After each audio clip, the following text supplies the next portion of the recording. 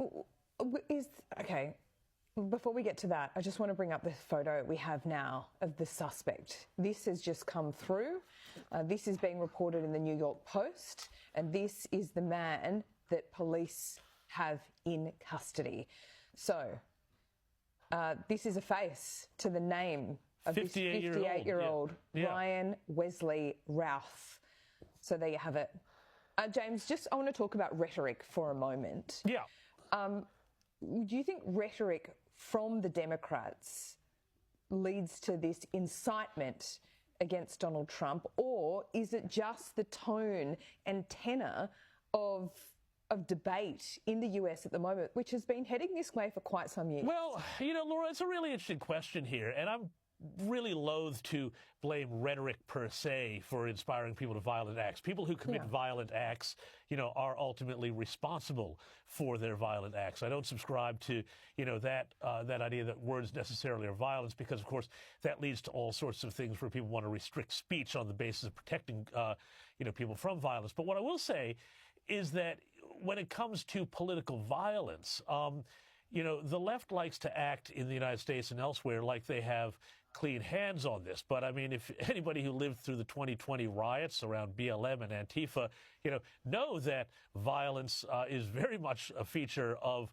left-wing politics. And I know people will say, oh, well, January 6th too, and that's fine. You can say that. But what I do think is appalling is that some outlets, such as MSNBC in the U.S., have tried to somehow say that this is Trump's fault for his own rhetoric. And, this is just appalling here. The thing is, there's a lot of questions that we need answers on. One thing that I would love to know, Laura, is how did this individual, this alleged would-be assassin, and I'm saying alleged, but how did he know that the former president would be playing Trump at that time, at that place? I mean, I think there's questions that need to be answered and investigated here. I'm not suggesting a conspiracy, but I do think we need to know answers to these questions going forward.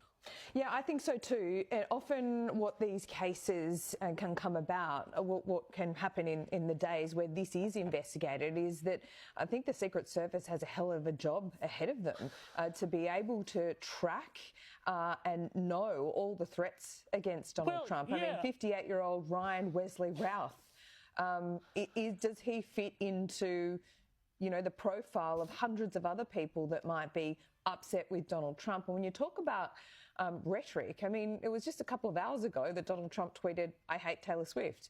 I mean, I'm not saying that's incitement, but, I'm talking about the tone of things in America. The tone of political debate in America has been diabolical for years, and Trump is a part of that.